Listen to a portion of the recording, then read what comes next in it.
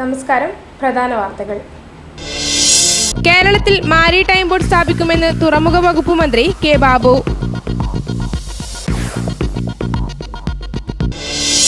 Fund വിനിയോഗം കുറഞ്ഞതിനെ ചൊല്ലി കാഞ്ഞങ്ങാട് നഗരസഭയിൽ ബഹളം.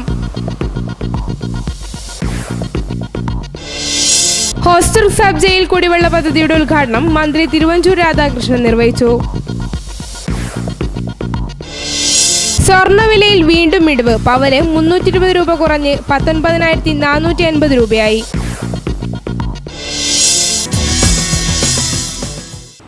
വാർത്തകൾ വിശദമായി. ഹോസ്റ്റർ സബ് ജയിലിൽ പൂർത്തിയായ കുടിവെള്ള പദ്ധതി ആഭ്യന്തരമന്ത്രി തിരുവഞ്ചൂർ രാധാകൃഷ്ണൻ ഉദ്ഘാടനം ചെയ്തു.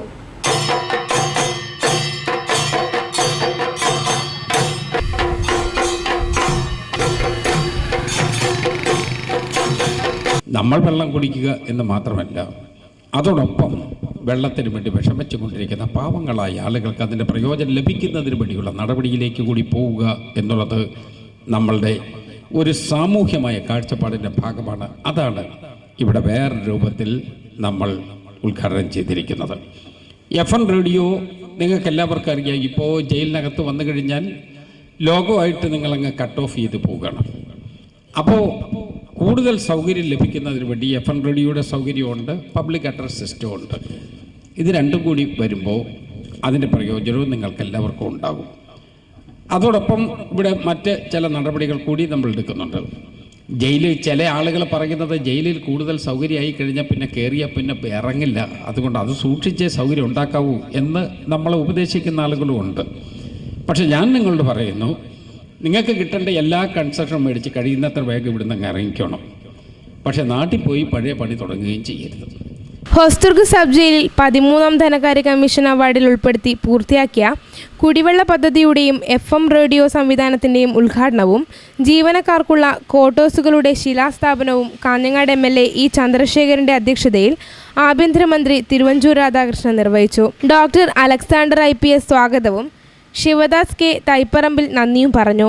Kerala water authority executive engineer PV Suresh Kumar report അവതരിപ്പിച്ചു. Vatsalan TK, MV Thomas, K Ramachandran തുടങ്ങിയവർ ആശംസകൾ നേർന്ന് സംസാരിച്ചു. കേരളത്തിൽ മാരിടൈം ബോർഡ് സ്ഥാപിക്കുമെന്ന് തുറമുഖ വകുപ്പ് മന്ത്രി കെ ബാബു പറഞ്ഞു. കാസർഗോഡ് തുറമുഖ ഓഫീസ് കെട്ടിടത്തിൻ്റെയും ക്വാർട്ടേഴ്സിൻ്റെയും ശിലാസ്ഥാപനം നടത്തി സംസാരിക്കുകയായിരുന്നു അദ്ദേഹം.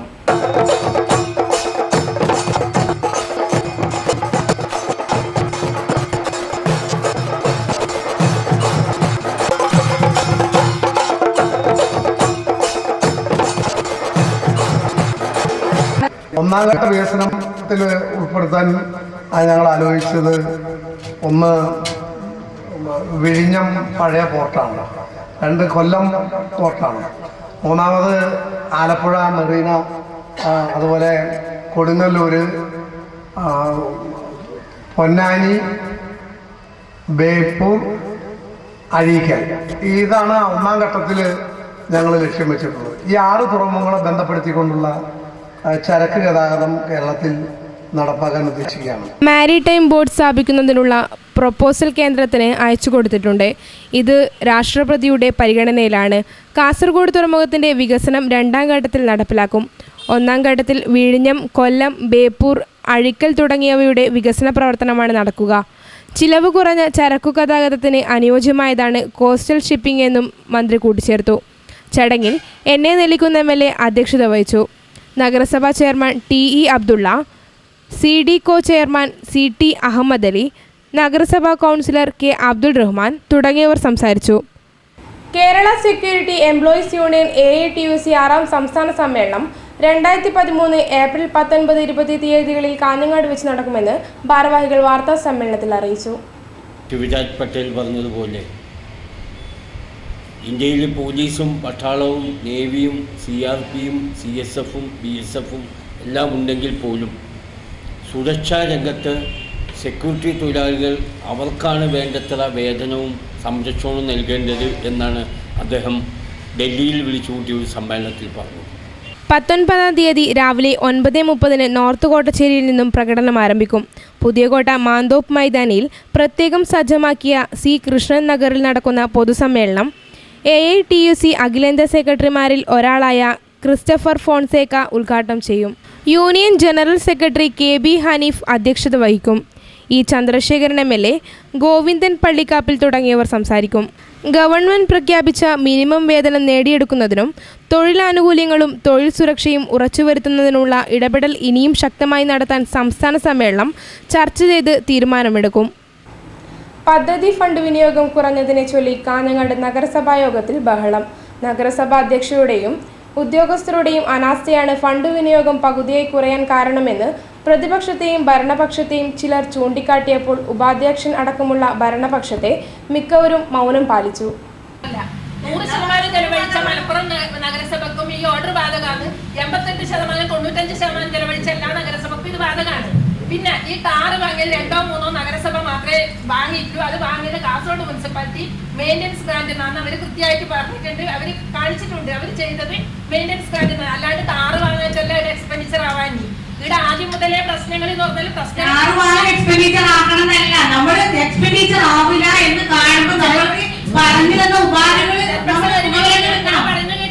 ഒരു മിനിറ്റ്, ഇത് ഓരോരോ വർക്കിന്റെയും ഓരോരോ കാര്യത്തിലും ആ സമയത്ത് ഇടപെടൽ നടത്താത്തതുകൊണ്ടാണ് ഇത്രയും വൈകിയത്. ടെൻഡർ കഴിഞ്ഞ് ഒരുപാട് വർക്കുകൾ ഉണ്ടായിനി. നമുക്ക് ഇപ്പൊ ഏത് നിലയിൽ ഇവിടെ നോക്കിയാലും ഒരുപാട് അത് മാത്രമല്ല, ഇപ്പൊ നമ്മൾ അടുത്ത വർഷം ഇപ്പൊ പ്രൊജക്ട് കൊടുക്കുമ്പോൾ എത്ര എണ്ണാണ് നമ്മൾ കൊടുക്കേണ്ടത്?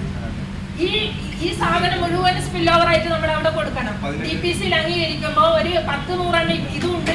ഇപ്പൊ തയ്യാറാക്കി ഒരു 10-400 500 അതും ഉണ്ടാവും. ഈ ഒരു കാര്യം കൊണ്ട് എത്ര എണ്ണാണ് നമ്മൾ കൊണ്ടുപോകേണ്ടത്?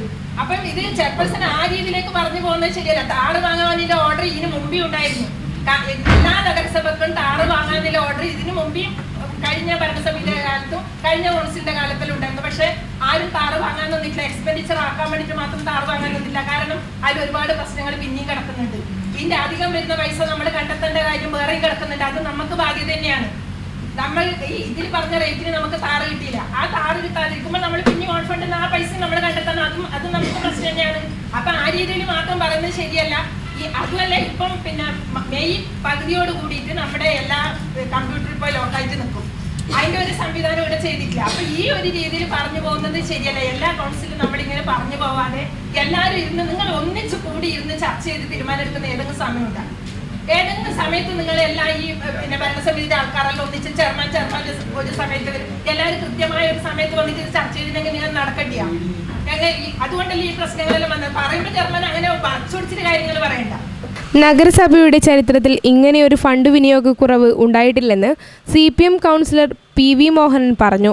കോൺഗ്രസ് കൗൺസിലർമാരായ TV Shailaja, C Shyamala, CPM കൗൺസിലർമാരായ രവീന്ദ്രൻ പുതുക്കൈ, പ്രദീപൻ മരൈക്കാപ്പ് കടപ്പുറം, സുശാന്ത്, BJPയിലെ CK ബാലൻ എന്നിവർ അധ്യക്ഷയ്ക്കെതിരെ ശക്തമായ ഭാഷയിൽ സംസാരിച്ചു. കൗൺസിലിനെ തെറ്റിദ്ധരിപ്പിക്കുന്ന കാര്യം തനിക്കില്ലെന്നും ഇവിടത്തെ ഐക്യമില്ലായ്മയാണ് നഗരസഭയെ ഈ സ്ഥിതിയിലെത്തിച്ചതെന്നും അധ്യക്ഷ MP ഹസീന താജുദ്ദീൻ പറഞ്ഞു. മണിക്കൂറുകൾ നീണ്ട ബഹളത്തിനിടെ മറ്റ് അജണ്ട ചർച്ച ചെയ്യുന്നത് നീണ്ടു. പട്ടണത്തിൽ ഉടൻ കുടിവെള്ളം വിതരണം ചെയ്യാൻ യോഗം തീരുമാനിച്ചു. റോഡ് സുരക്ഷയുടെ സന്ദേശം ജനങ്ങളിലെത്തിക്കുന്നതിനായി സംഘടിപ്പിക്കുന്ന റോഡ് സുരക്ഷാ സന്ദേശയാത്രയുടെ ഭാഗമായി സംഘടിപ്പിച്ച റോഡ് സുരക്ഷാ ഫോട്ടോസ് പ്രദർശനവും സിനിമാ പ്രദർശനവും ശ്രദ്ധേയമായി. പുതിയ ബസ് സ്റ്റാൻഡ് പരിസരത്ത് നടന്ന ഫോട്ടോ പ്രദർശനത്തിന്റെ ഉദ്ഘാടനം കാസർഗോഡ് RTO PT എൽദോ നിർവഹിച്ചു. Motor vehicle inspector TJ Thankachan അധ്യക്ഷത വഹിച്ചു. ഇ ചന്ദ്രശേഖരൻ നായർ, നാരായണൻ പേരിയ, കുഞ്ഞികൃഷ്ണൻ നായർ, രാജേഷ് ബാബു തുടങ്ങിയവർ സംസാരിച്ചു. ഇ അബ്ദുള്ള കുഞ്ഞി സ്വാഗതം പറഞ്ഞു. റോഡ് സുരക്ഷാ സന്ദേശയാത്രയുടെ ഫ്ലാഗ് ഓഫ് ടൂറിസം വകുപ്പ് മന്ത്രി AP അനിൽകുമാർ നിർവഹിക്കും. ഫോട്ടോ പ്രദർശന സ്റ്റാൾ ഉദ്ഘാടനം ജില്ലാ കളക്ടർ PS മുഹമ്മദ് സഗീർ നിർവഹിക്കും. ചെന്നിത്തലയുടെ കേരളയാത്ര ഒരു കുമ്പസാര യാത്രയാണെന്ന് NCP സംസ്ഥാന വൈസ് പ്രസിഡന്റ് ഉഴവൂർ വിജയൻ പറഞ്ഞു.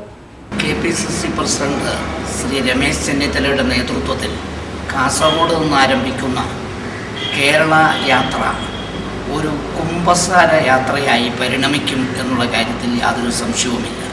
ഉമ്മൻചാണ്ടിയുടെ നേതൃത്വത്തിലുള്ള UDF സർക്കാർ കഴിഞ്ഞ 2 വർഷത്തിലേറെയായി കേരളത്തിലെ ജനങ്ങളെ ദ്രോഹിക്കുന്നതിന്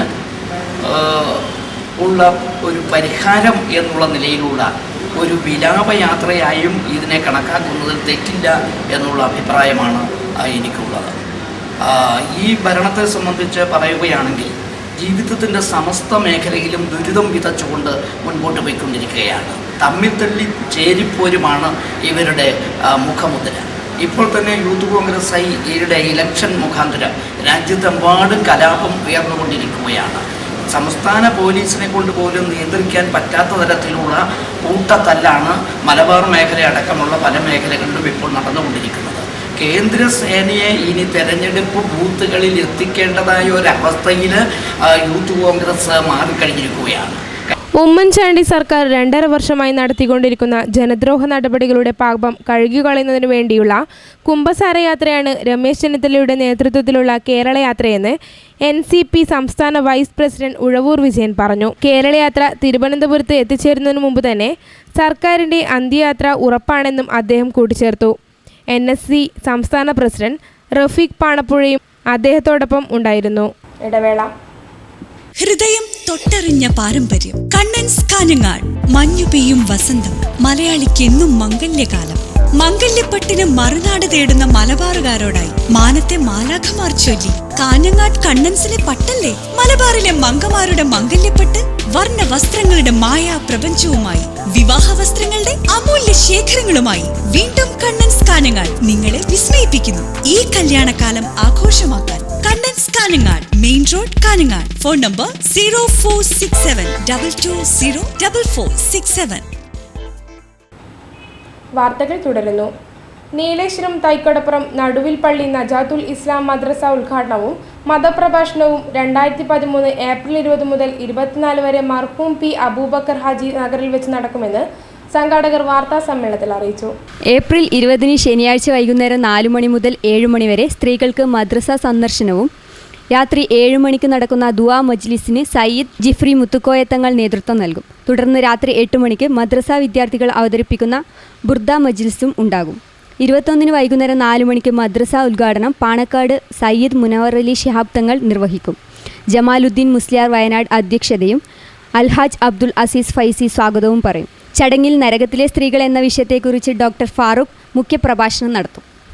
സ്വർണ്ണവിലയിൽ വീണ്ടും ഇടിവ്. പവന് 320 രൂപ കുറഞ്ഞ് 19,480 രൂപയായി. ഗ്രാമിന് 40 രൂപ കുറഞ്ഞ് 2,345 രൂപയായി.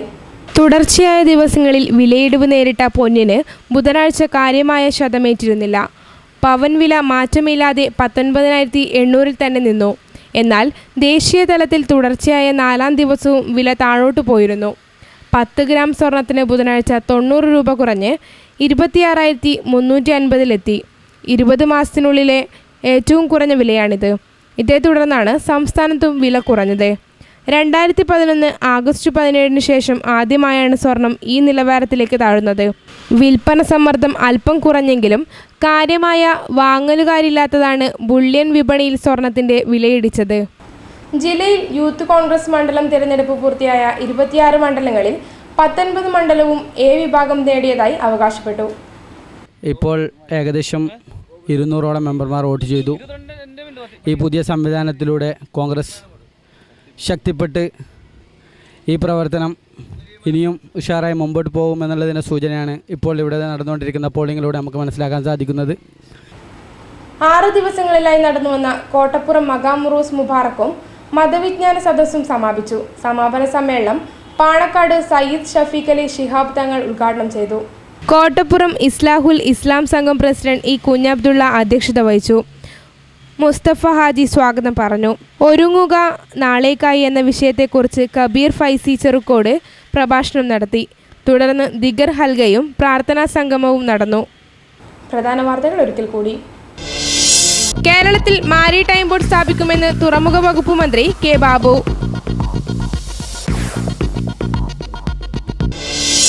ഫണ്ട് വിനിയോഗം കുറഞ്ഞതിനെ ചൊല്ലി കാഞ്ഞങ്ങാട് നഗരസഭയിൽ ബഹളം.